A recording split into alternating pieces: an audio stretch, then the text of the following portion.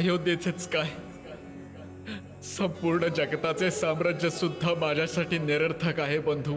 या सगळ्याचे महत्व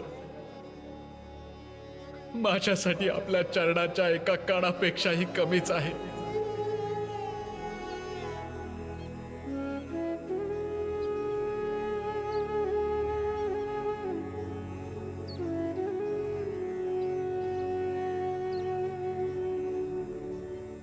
काय झाले बंधू? काही नाही लक्ष्मण, मी भरतसाठी चिंतित होतो. भरतच्या अनुपस्थितीमध्ये अयोध्येत ज्या घटना घडल्या, जेव्हा त्याला त्या माहीत होतील तेव्हा त्याची मनस्थिती काय होईल? बंधू, कृपा करून त्यांचे नाव माझ्यासमोर घेऊ नका.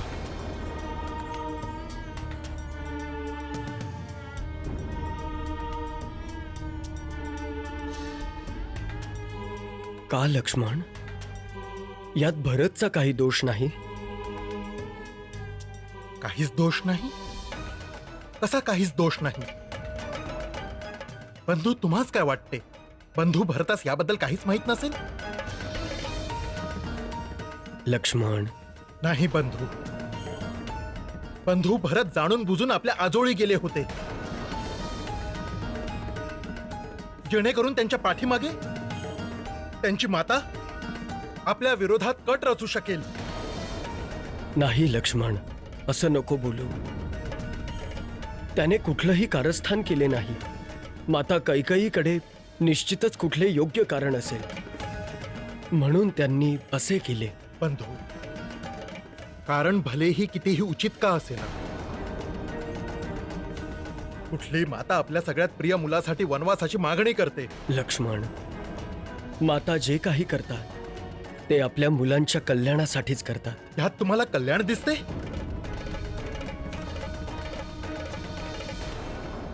बंधू, आपण विश्वास ठेवा किंवा ठेवू नका, परंतु मला पूर्ण विश्वास आहे की हे कारस्थान त्या मातेने आणि तिच्या पुत्राने मिळून रचले आहे. लक्ष्मण, तू भरत बद्दल असा विचारही कसा करू शकतोस?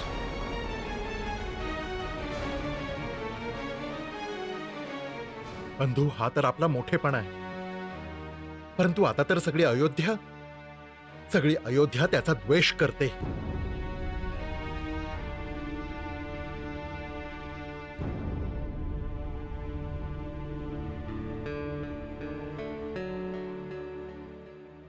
म्हणाला तर माझा बंधू आहे, परंतु एकदा का तो माझ्या समोर आला तर माझा बाण त्याच्या पुरे छातीत. भ्राता लक्ष्मण, भ्राता भरत बद्दल असं नका बोलू. तुम्ही तुमच्या मनालाच विचारा.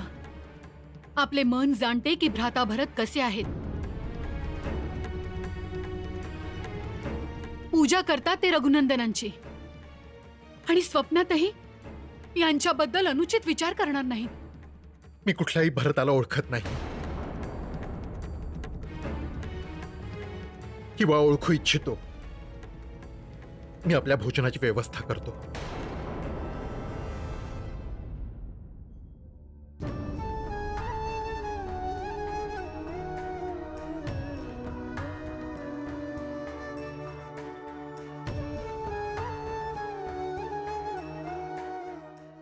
सीते, लक्ष्मणचे विचार अनुचित आहेत. माझ्या भरतला जेव्हा त्या सत्याबद्दल कळेल जे अयोध्येत घडले, तर अशा परिस्थितीत स्वतःला सांभाळू शकणार नाही सीते.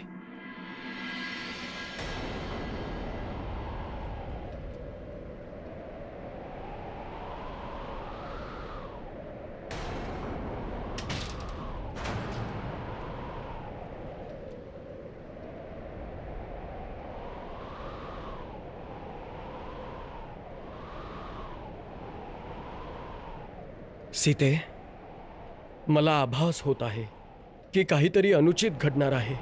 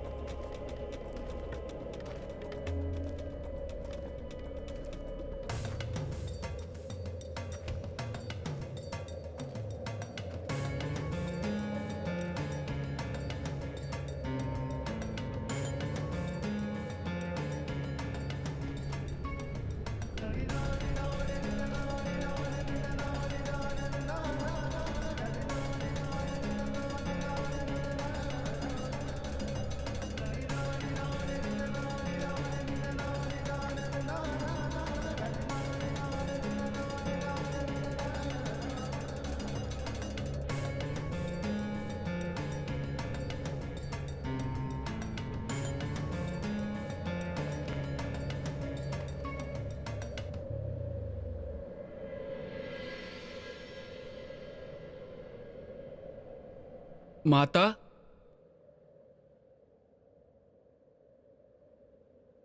माता,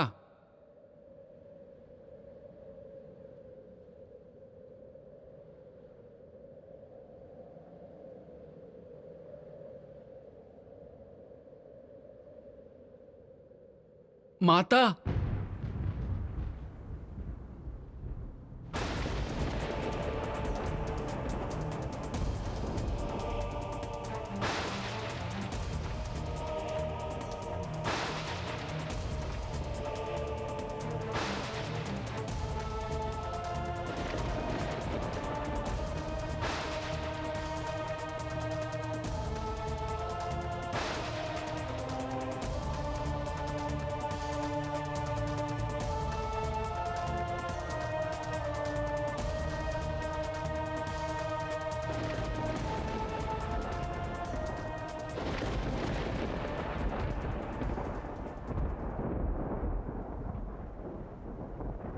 माता,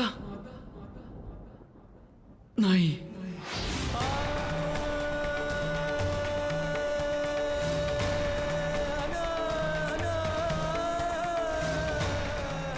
नाही.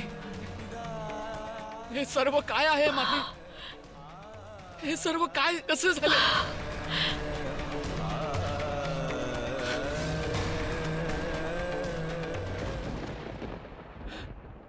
माते, हे सर्व केव्हा झाले? मागच्या पौर्णिमेच्या दिवशी.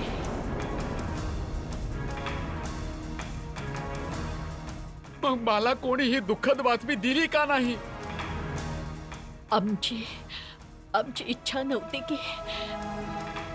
भरत, कुठे चाललायस? रामबंधूंकडे. ते तर हे सर्व पाहून ढासळून गेले असतील. राम इथे नाहीये भरत.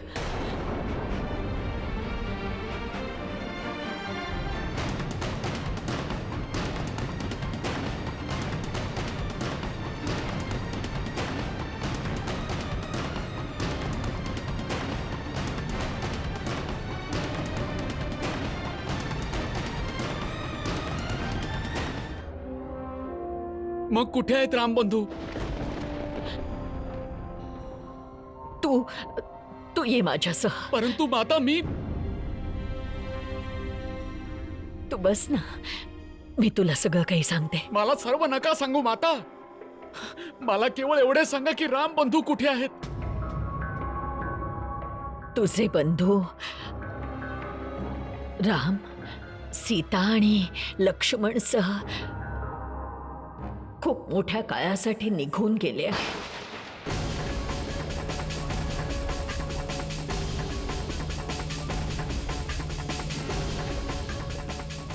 गेले आहेत? परंतु कुठे गेलेत माता?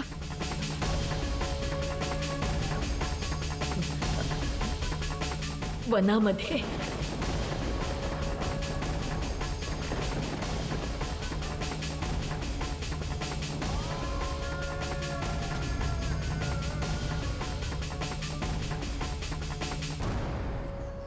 वनात?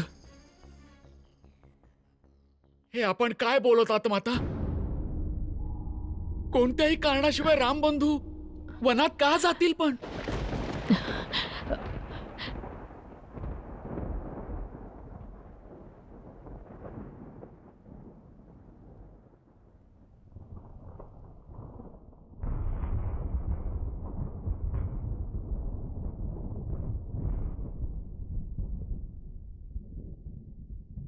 रामाला वनवासाला पाठवण्यात आले.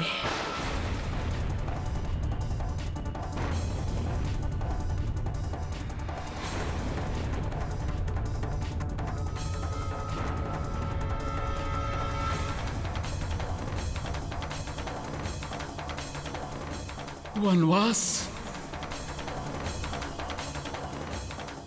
परंतु माता, कोणी त्यांना वनवासात पाठवण्याचे दुस्साहस केले?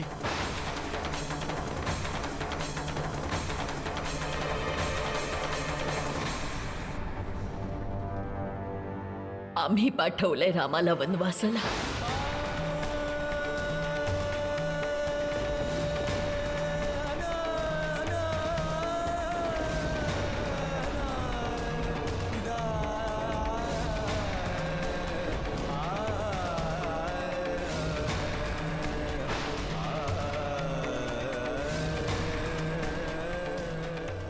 आम्हाला असं करावंच लागलं पुत्रा.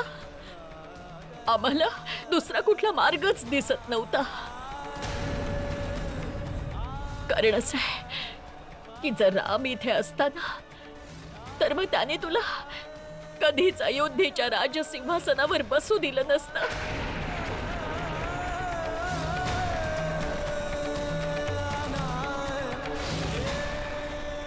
आणि पुत्रा, तुझ्यापेक्षा अधिक योग्य अयोध्येचा राजा दुसरा असूच कोण शकतो?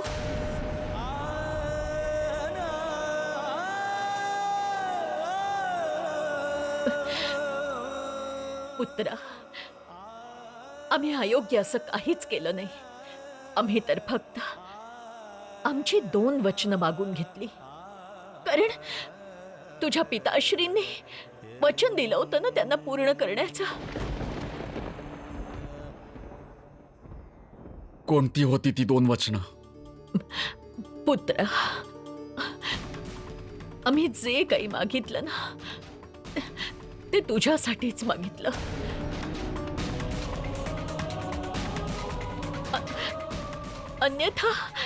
अन्यथा तुला काहीही मिळालं नसतं. आम्हाला केवळ एवढे सांगा की ती 2 वचने कोणती होती.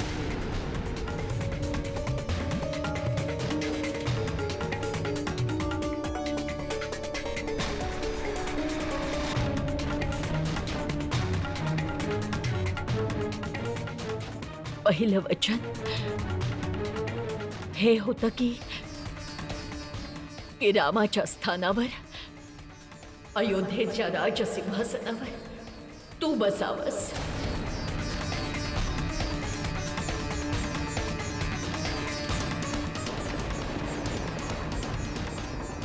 आणि दुसरं वचन हे होतं की रामाला 14 वर्षांसाठी वनवासाला पाठवलं जावं. नाही मान्य नाही.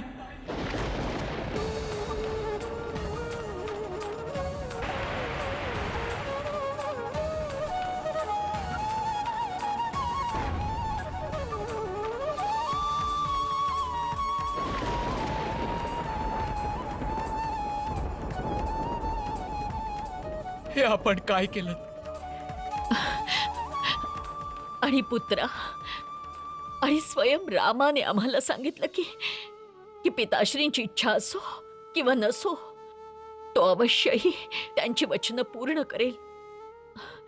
आणि रामाने आम्हाला हेही सांगितलं की एकदा का वचन दिलं गेलं ना पुत्रा की ते अवश्य पूर्ण करायचं असतं. आणि रघुकुळाची हीच तर रीत आहे की प्राण जाओ पण वचन न जाओ.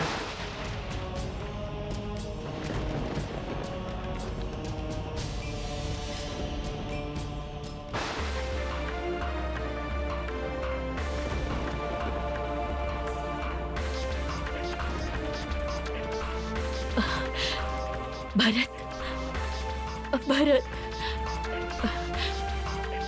पुत्रा,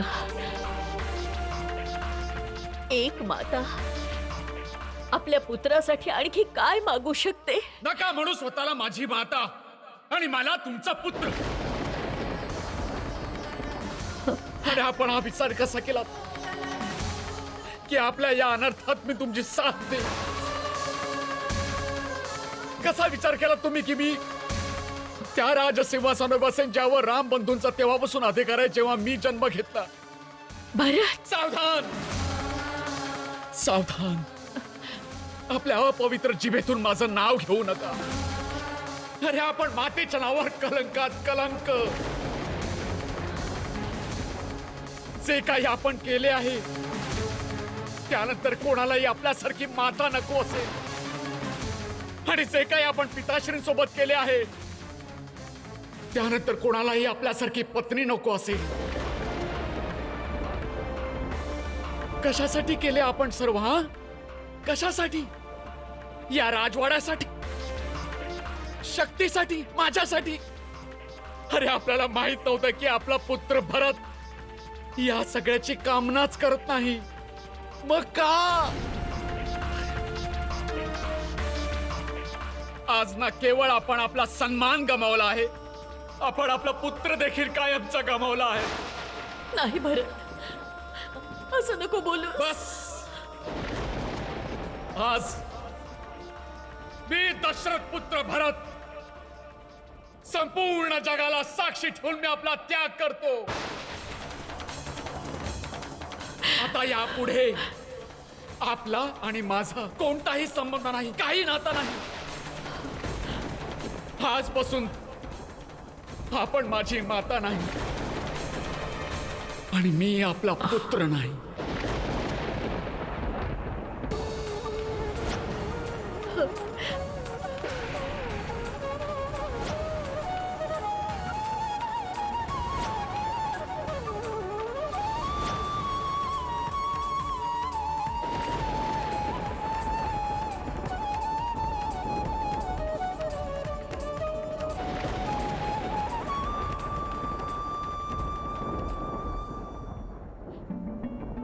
आज मी दशरथ पुत्र भरत संपूर्ण जगाला साक्षी ठेवून मी आपला त्याग करतो. आज ना केवळ आपण आपला सन्मान गमावला आहे, आपण आपला पुत्र देखील कायमचा गमावला आहे. आजपासून आपण माझी माता नाही आणि मी आपला पुत्र नाही.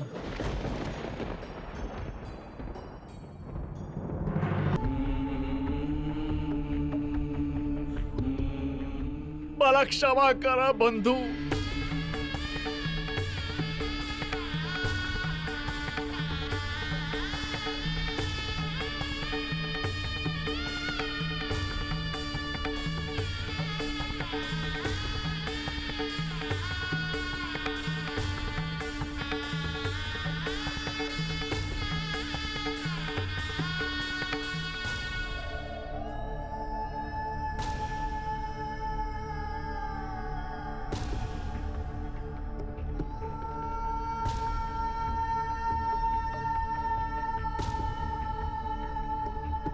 बंधू, भोजन. नाही लक्ष्मण, मला भूक नाही.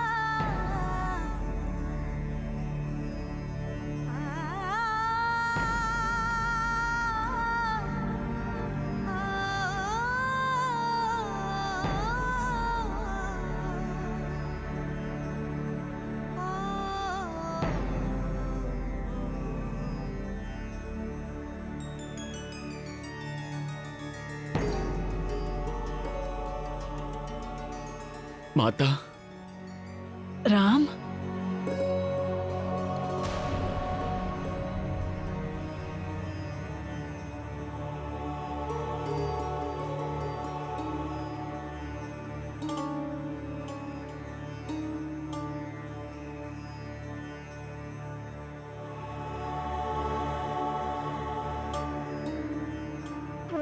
माता,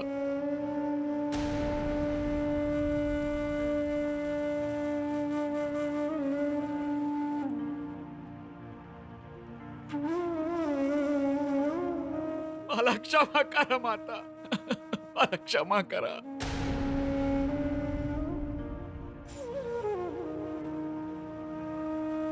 माता, काही मातेने हे जे काही केले आहे त्याच्यासाठी आपण मला क्षमा करा माता, मला क्षमा करा.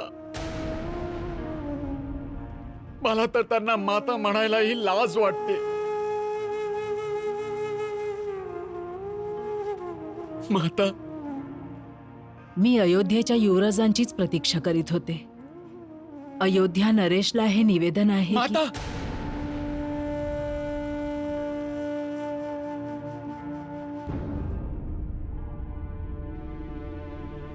बंधू श्रीरामांच्या समक्ष तर माझे काही अस्तित्वच नाहीये माते. माता, आपण मला नरेश म्हणून संबोधित करू नका. भरत, मला कुठल्याही प्रकारे रामपर्यंत पोहोचव आणि तिथेच सोडून ये. नाही माता, नाही. तुम्ही कुठेही जाणार नाही. मी तुम्हाला कुठेही जाऊ देणार नाही. तुम्ही राम बंधूंकडे जायचं नाही. आता राम बंधू स्वतः तुमच्याकडे येतील.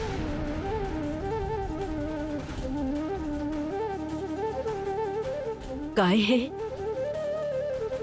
सत्य आहे भरत? राम हो माता, मी आता राम बंधूंना परत आणायला चाललो आहे आणि कुठूनही शोधून त्यांना अयोध्येत परत घेऊनच येणार. भरत, सत्य तर हे आहे की रामाविना माझे आयुष्य सुने झाले आहे.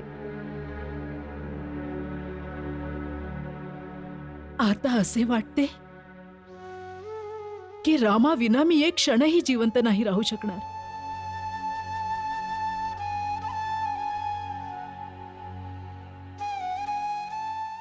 भरत, तू अयोध्येच्या राजसिंहासनावर बस, नाही माता, नाही. नाही. पण माझ्या रामाला घेऊन ये. माझ्या रामाला घेऊन ये. होय माते, होय. अवश्य मी आपल्या रामांना घेऊन येईन. माझ्या रामाला घेऊन ये.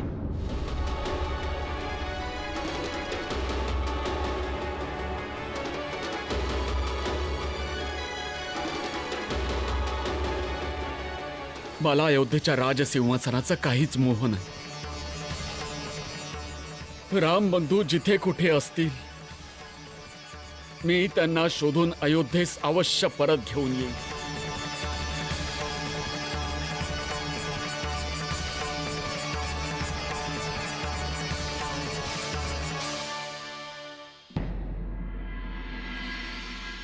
हे असंभव आहे गुरुदेव, असंभव.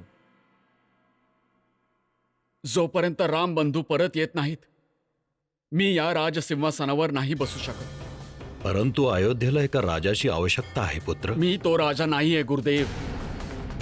आपण तर जाणताच आहात, राम बंधूंच्या वनगमनानंतर अयोध्यवासी माझी घृणा करतात.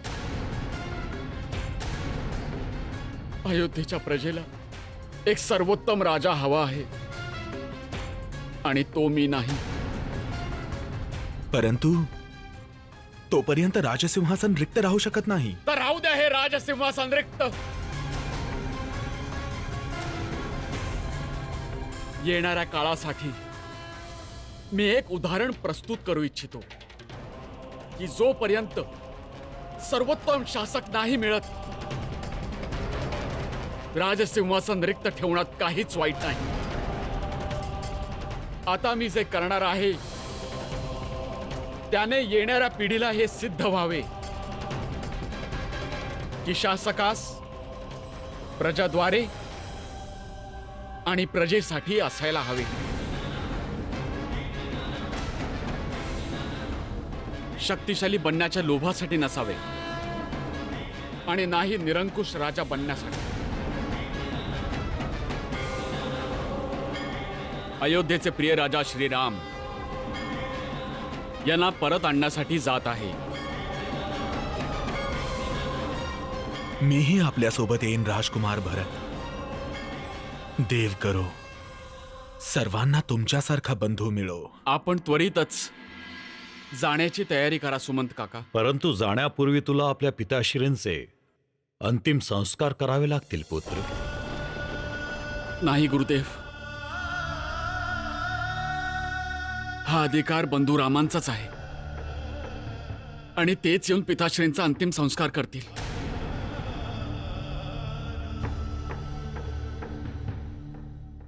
माझे रक्षण करा, वाचवा मला.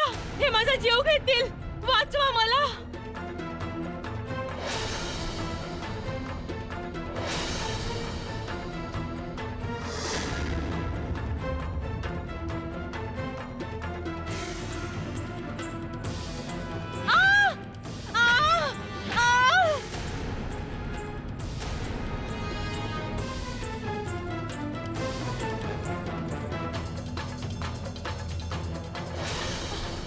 रक्षण करा माझे. दया करा, वाचवा मला. तिथे जे काही अनर्थ घडले आहे ते सर्व हिच्यामुळे.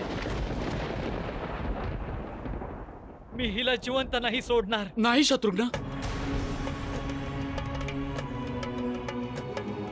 बघा बंधू, हिने किती मोठे दुष्कर्म केले आहे. आपल्या जीवनात अंधकार केला बंधू.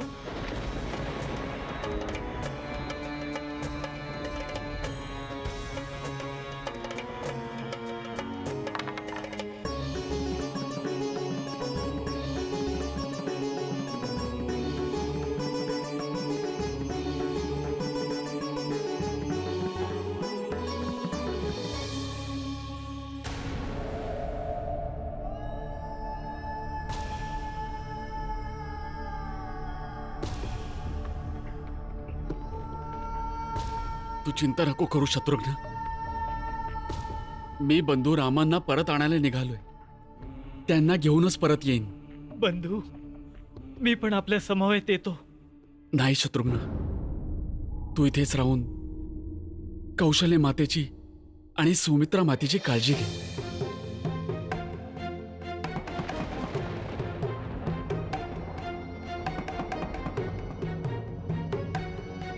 आणि या नागिणीला बंदीगृहात टाकून द्या. जोपर्यंत मी बंधू रामांना घेऊन येत नाही, हिचा सोक्षमोक्ष बंधू रामच करतील.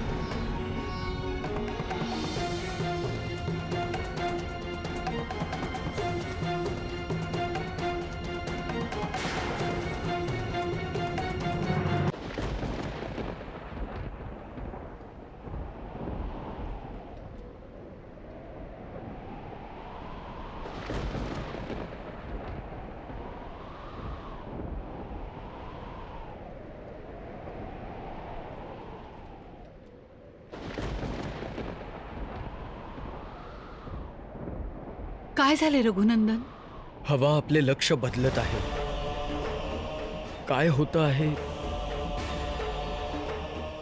मला काही समजत नाहीये.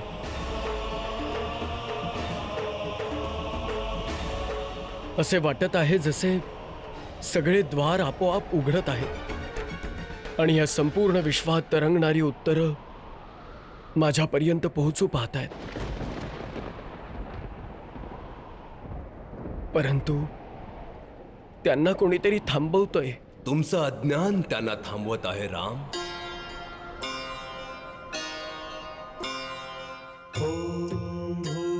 भूर्भुवस्वः तत्सवितुर्वरेण्यं भर्गो देवस्य धीमहि धियो यो नः प्रचोदयात्. आपण आपल्या जीवनाचे यथार्थ उद्देश नाही जाणत राम, आणि आपणास सर्व उत्तरे आपणहून मिळतील. जेव्हा आपण हे जाणाल की आपली माता कैकेयींनी आपणास वनवासाला का पाठवले. पहा, राम राम राम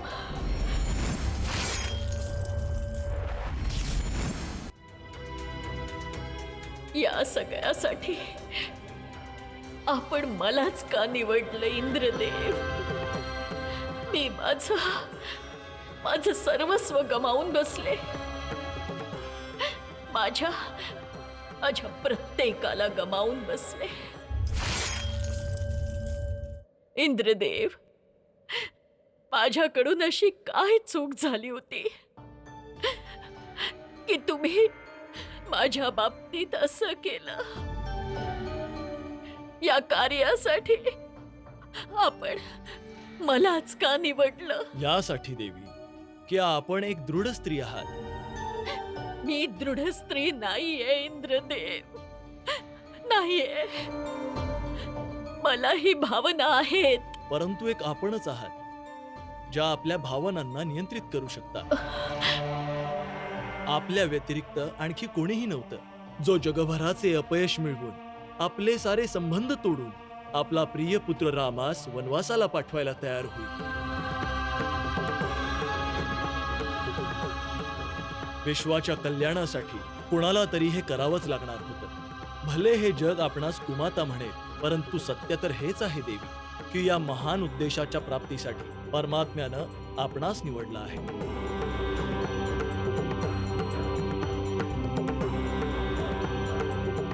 परंतु याच कारणाने मी माझं सर्व काही गमावून बसले.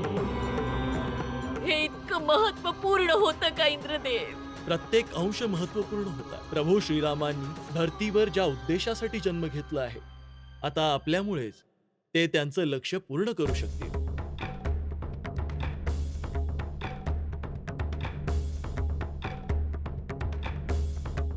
आपल्या बलिदानास्तव श्रीरामांनी आपलं लक्ष्य प्राप्त करण्याहेतू राजभवनाबाहेर आपले चरण ठेवले. अन्यथा ते राजसिंहासनावर बसून अयोध्येच्या राज्यकारभारात तल्लीन असते.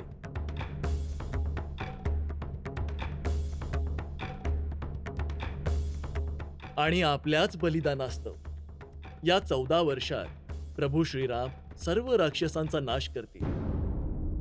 आम्हा देवतां तथा ऋषीमुनींपासून प्रेरित होऊन आपल्या मार्गात येणाऱ्या सर्व वाईटाचा समूळ नाश करतील. देवी, आपल्याच बलिदानास्तव ते केवळ अयोध्येचेच नाही तर साऱ्या जगताचे राजा म्हणवतील. आणि अंततः आपल्याच बलिदानास्तव त्यांना पापावर अंतिम विजय प्राप्त होईल.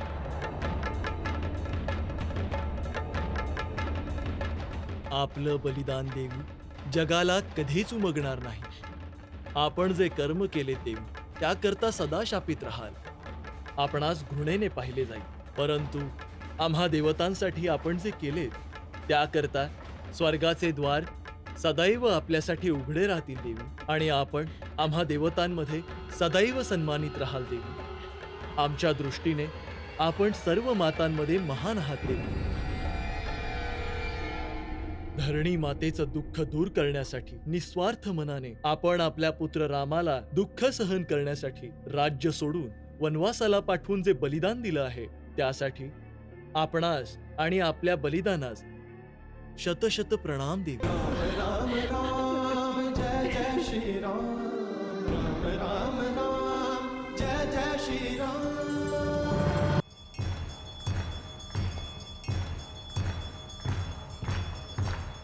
आशा आहे की आपणास आपल्या सर्व प्रश्नांची उत्तरे मिळाली असतील.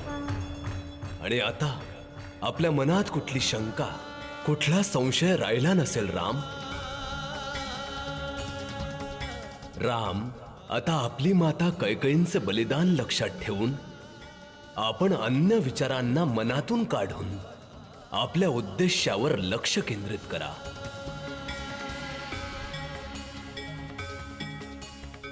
आपल्या बाणाचे शीर सदा तीक्ष्ण ठेवा, म्हणजे जो कोणी पापी, दुष्ट आणि दुसऱ्यांना हानी पोहोचवणारा जर आपल्या मार्गात आला तर आपण त्यांचे हृदय भेदू शकाल.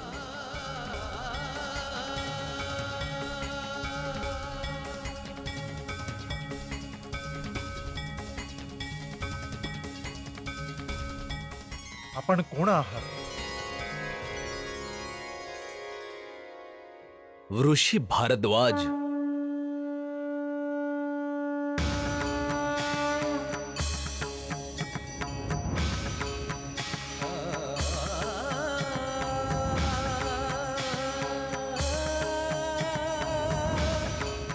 आपल्याच दर्शना हेतू आम्ही येत होतो ऋषीवर. हे मी जाणतो.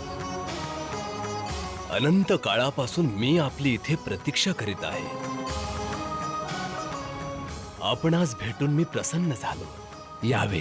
अनंत काळापासून त्रिवेणी संगमात महाआरतीसाठी आपली प्रतीक्षा करीत होतो. क्षमा मागतो ऋषीवर. नदी पार करण्यासाठी थोडा विलंब झाला. यावे. निघूया. जशी आज्ञा ऋषीवर.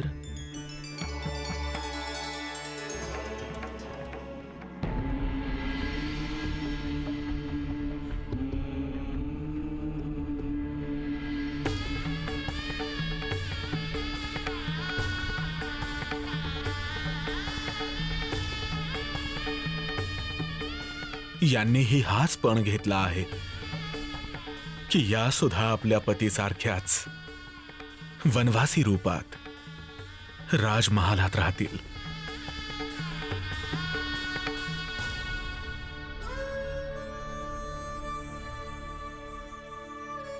हे आपण काय करीत आहात?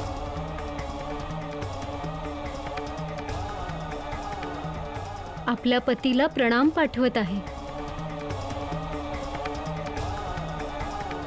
मला माहीत आहे तुम्हाला बघताच ते तुमचे चरण स्पर्श करतील. आपण चिंता करू नये. मी बंधू लक्ष्मणास परत घेऊनच येईन. आणि संपूर्ण अयोध्येत ही घोषणा करा की आपले प्रिय राम, लक्ष्मण आणि सीता शीघ्रच आपल्या समवेत असतील.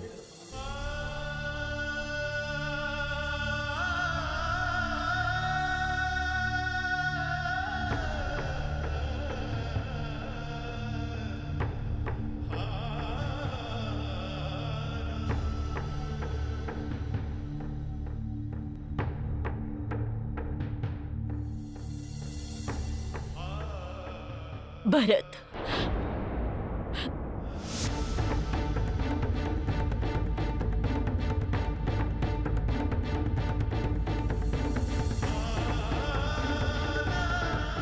भरत, भरत, आम्हाला क्षमा कर.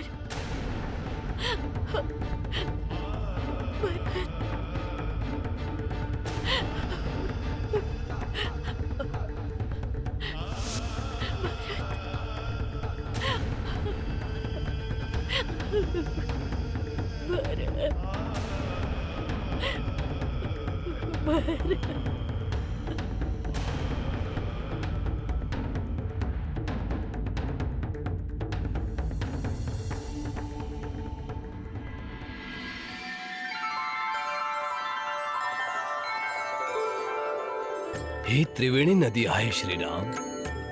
इथे गंगा, यमुना, सरस्वती या तिन्ही नद्यांचा संगम होतो. येथून आपल्या जीवनाची सर्वात महत्वपूर्ण यात्रा प्रारंभ होत आहे. राम, ही खूप पवित्र नदी आहे. याच पवित्र नदीच्या तटावर ब्रह्माजींनी यज्ञ केला होता. एक असा यज्ञ ज्याच्या पूर्णत्वाने विश्वातून सगळ्या वाईटांचा, दुष्ट प्रवृत्तींचा नाश करण्यासाठी देवतांना एक शस्त्र प्राप्त झाले होते. यामुळेच ही माझी इच्छा आहे की आपण यात्रा प्रारंभ करण्यापूर्वी या पवित्र नदीस प्रणाम करून ब्रह्मदेवांची पूजा करून आशीर्वाद घ्यावा.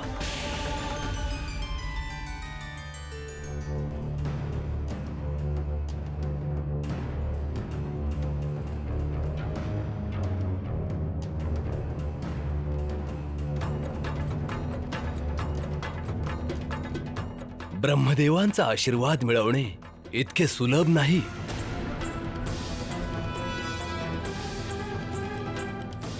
परंतु आपल्या मनोरथाच्या सफलतेसाठी आपण त्यांचं वरदान प्राप्त करणे परम आवश्यक आहे.